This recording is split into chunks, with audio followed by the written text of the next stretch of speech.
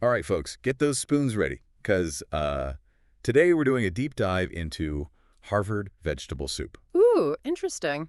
Yeah, so you sent over some really interesting sources. Right. There's this simple recipe that's like making waves on lemonade, Okay. but we've also got these deeper dives into vegetable broth and soup from Harvard Magazine, feasting at home, and the first mess.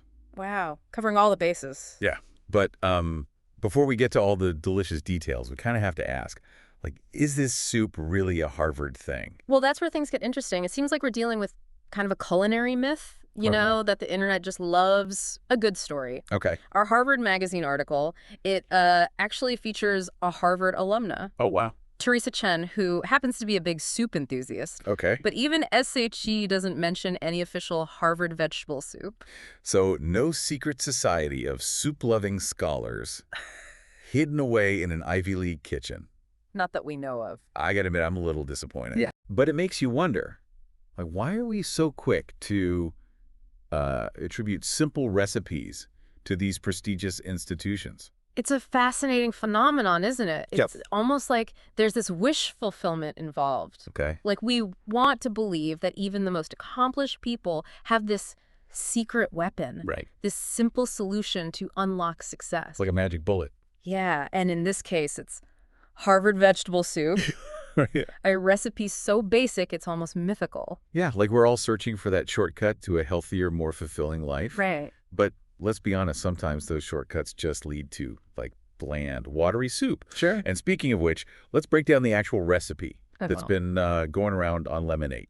Oh.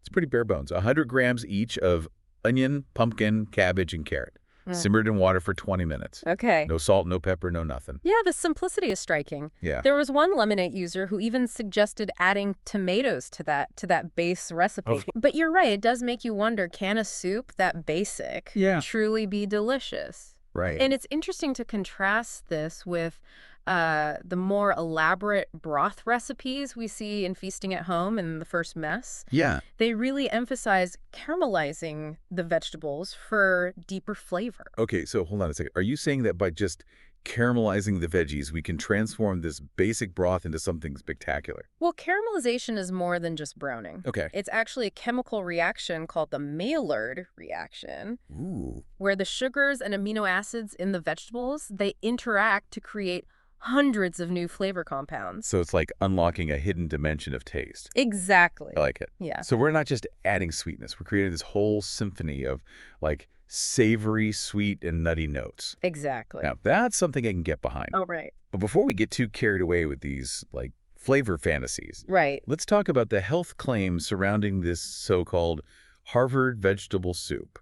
It's been hailed as like an anti-inflammatory miracle, Mm. a low-calorie wonder, an immune-boosting champion, Wow. and even a weight loss secret weapon. You have to be careful with those kinds of claims. Yeah. I mean, vegetables are undoubtedly nutritious. They're Mhm. packed with vitamins, minerals, fiber. Yeah.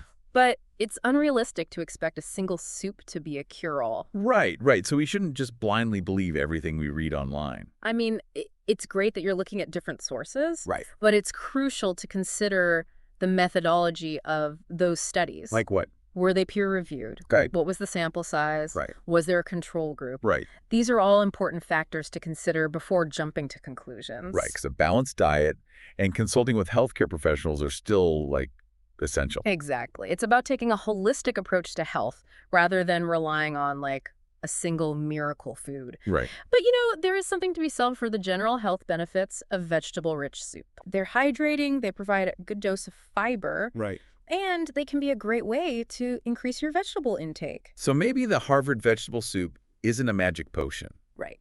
but it could still be a valuable part of a healthy diet, especially if we're smart about how we prepare it. Absolutely. Okay. And speaking of preparation, there's another aspect of this soup that's been generating a lot of buzz, Okay, what's that? the electric cooker. Oh, yeah. Our sources mention it quite a bit, particularly on Lemonade. Yeah, electric cookers, they seem to be all the rage these days. Right. So is it really the ideal method for making this soup? Well, electric cookers are definitely convenient. Okay. You just toss in the ingredients, set it, and forget it. Yeah. But that ease comes with a trade-off. Uh-oh. Electric cookers, they tend to trap moisture, Okay. which can result in a thicker soup Yeah. than you might want. Gotcha. And the texture of the vegetables might also be a bit different, How so? a little softer. Okay. So it's not as simple as just dumping everything in and pressing a button. It's all about understanding, like, the nuances of your chosen cooking method Right. and adapting accordingly. Okay. For electric cookers, you might want to reduce the amount of water you use Okay. and adjust the cooking time to make sure the vegetables are cooked to your liking. Okay, so I'm starting to see that there's more to this Harvard vegetable soup than meets the eye. Yeah. It's not just about a simple recipe. It's about understanding the science of flavor, Right. the importance of a balanced diet, and even like mastering different cooking techniques. Exactly. It's about taking a deeper dive into the culinary world I like it. and discovering the hidden complexities behind even the simplest dishes. See, this is why I love these deep dives. We're like uncovering so much more than just the basics. Absolutely. But before we get too carried away, Yeah. let's pause here for a moment. We've got a lot more to unpack, including those like flavor enhancing techniques that can really take this soup to the next level. Ah, yes. The art of transforming the ordinary into the extraordinary. Oh, I like it. I can't wait to share some of my favorite tips and tricks. Awesome. We'll pick up the delicious discussion in part 2. Can't wait. Welcome back. Hope you're ready for round 2 of our deep dive into Harvard vegetable soup, Oh, absolutely. because we're about to crank up the flavor. Ooh, I like it. In the last part, we kind of debunked the Harvard myth. Right? We broke down that basic recipe, Yeah. and we even touched on the whole electric cooker debate. Right. But now it's time for the fun part. Okay. Transforming this, humble soup into something truly spectacular. Okay, I'm ready. Remember how we talked about caramelization? Yeah. Well, sautéing is one of the easiest ways to achieve that, like delicious depth of flavor. Okay. It's like giving your veggies a quick spa treatment Ooh, I like it. before they take a dip in the soup pot. Okay, I'm intrigued. Walk me through this culinary spa day. Yeah. What exactly does sautéing involve? It's all about gently heating your vegetables in a little bit of oil or butter, Okay. just until they soften and start to brown slightly. Okay. It's amazing how just a few minutes of this pre-soup sizzle Yeah. can really amplify that natural sweetness Okay. and create a more complex flavor profile. I'm already imagining those like tantalizing aromas filling my kitchen. I know, right? So, which veggies are like the stars of this sauté show? Onions are definitely the MVPs. Okay. They're loaded with natural sugars that just beg to be caramelized. Okay. Mushrooms are another fantastic candidate, Okay. especially if you're going for that rich, earthy, umami depth. You mentioned umami. Yes. I've heard that term thrown around a lot, but what does it actually mean? So umami is often referred to as the fifth taste. The fifth taste. Okay. It's that savory, brothy, almost meaty flavor that you find in foods like mushrooms, Parmesan cheese, and soy sauce. It adds a depth and complexity that really rounds out the flavor profile, especially in a, predominantly vegetable-based dish like this soup. So it's not just about like sweetness and saltiness. Right. It's about adding this whole other dimension of flavor. Exactly. Man, I'm learning so much from you. Oh, you're doing great. Okay, so sautéed onions and mushrooms are a must. Got it. Yes. What about the rest of the gang? Right. Do we just throw all the vegetables in at once, or is there like a specific order of operations? Well, timing is key.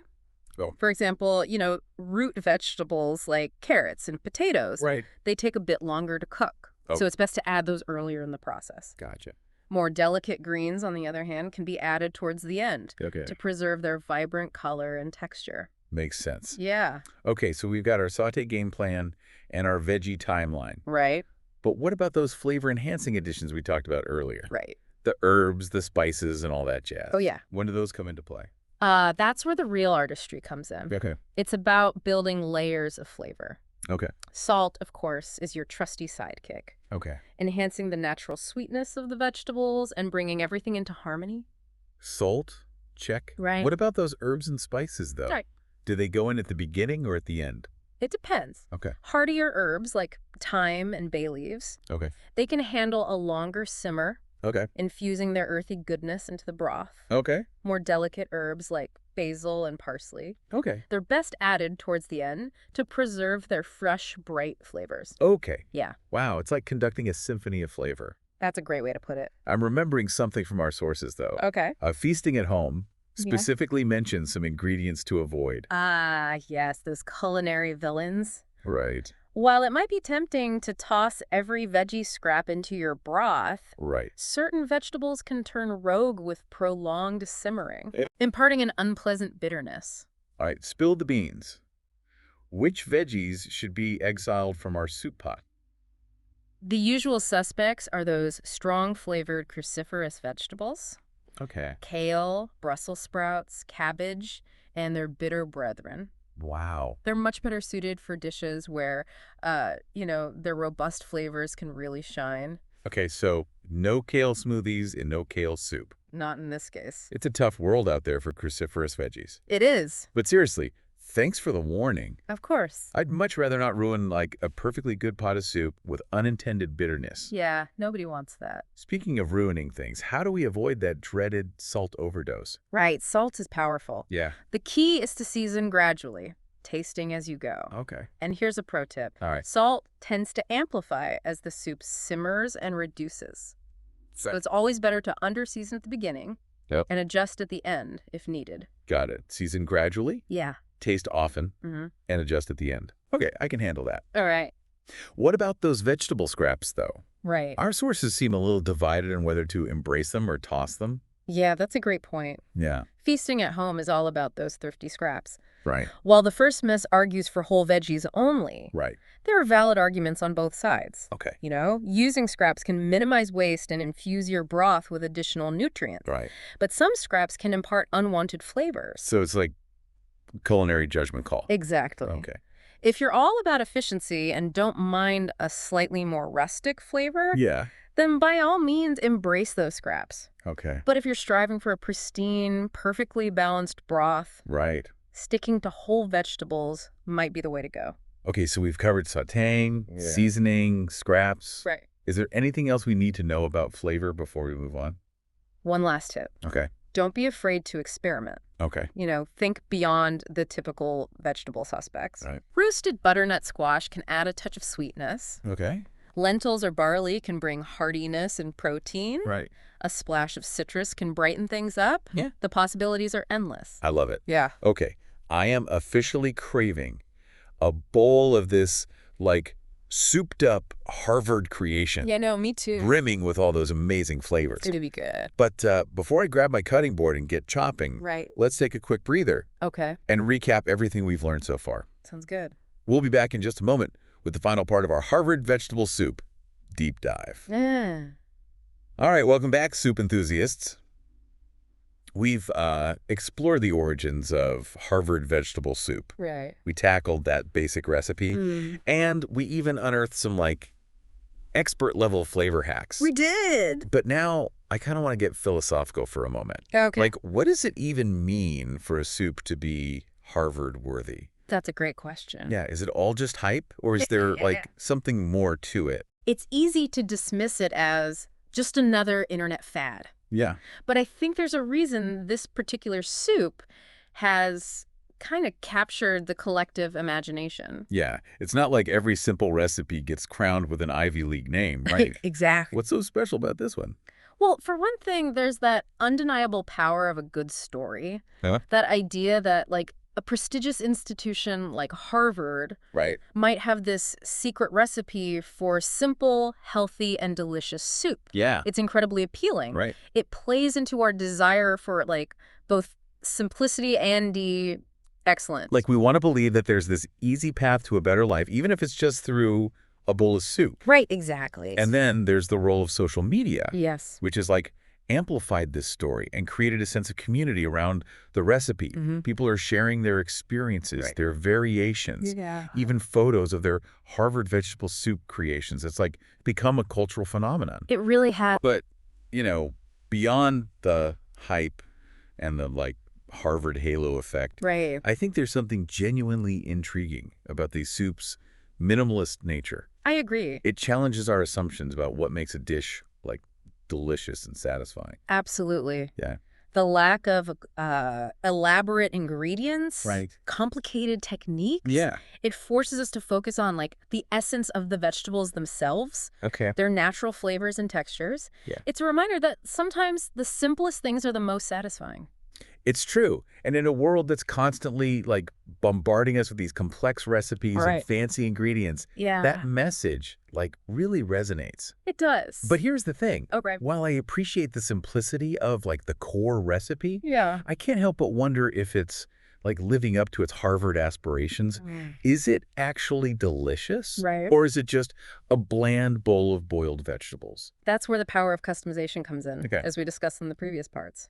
Right. There are countless ways to enhance and elevate this kind of basic soup. Right. You know, from sautéing aromatics and adding herbs. Yeah. To like incorporating unexpected ingredients. Right. And experimenting with different cooking methods. So it's almost like the recipe is like a blank canvas. Yeah, I like that. Inviting us to express our own like culinary creativity and personalize it to our liking. Absolutely. That's what makes it so exciting. Exactly. And in that sense, maybe the true Harvard element lies not in the specific ingredients or techniques, but in the spirit of innovation and the pursuit of excellence. I see. It's about approaching cooking, a sense of curiosity, a willingness to experiment. So instead of just like blindly following a recipe, we're encouraged to think critically about flavor. Yeah. Explore different possibilities and strive to create something truly exceptional. Precisely. I like that. It's about embracing that journey of culinary discovery. Much like the academic pursuits that Harvard is renowned for. Yeah, I see each bowl of Harvard vegetable soup becomes like a unique reflection of the cook's individual taste and creativity. Exactly. I love that perspective. Good. So as we wrap up this deep dive, I want to leave you with this thought. What would your Harvard vegetable soup look like? That's a good question. What ingredients would you choose? What techniques would you use? Remember, there's no right or wrong answer. Right. This is your chance to put everything we've learned into practice and create a soup that's truly your own. So go forth, fellow soup enthusiasts, and let your culinary creativity shine. Absolutely. Until next time, happy cooking and happy deep diving.